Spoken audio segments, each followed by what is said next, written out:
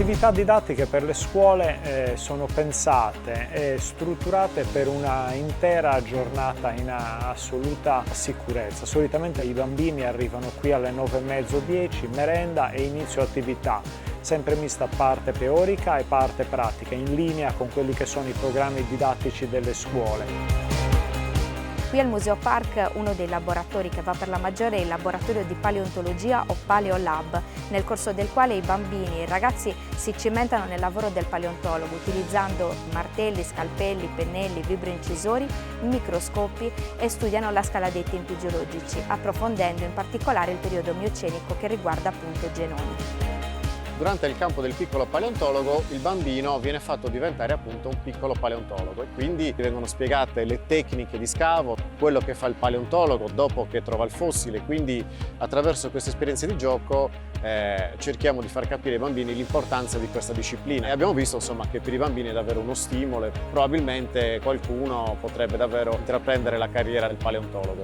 Il laboratorio di paleontologia ha una durata di circa 2 ore. Generalmente le scuole optano poi per il pranzo al sacco e il pranzo in agriturismo e per la sera proponiamo o un'attività diversa rispetto a quella della mattina oppure una bella passeggiata nel Parco della Giara alla scoperta dei cavallini e della flora del territorio.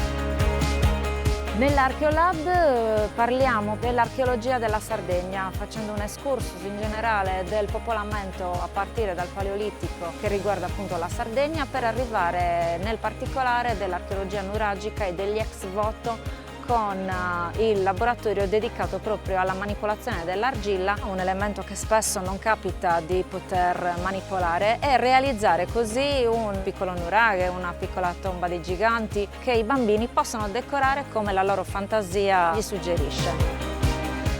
Al Museo del Cavallino della Giara si svolgono i laboratori legati al riciclo. I laboratori che spingiamo un po' di più sono quelli legati al riciclo della carta ciclo, nel corso del quale i bambini possono realizzare dei fogli di carta riciclata partendo dalla creazione di piccoli fogli riciclati fino alla realizzazione di un taccuino che possono portare a casa.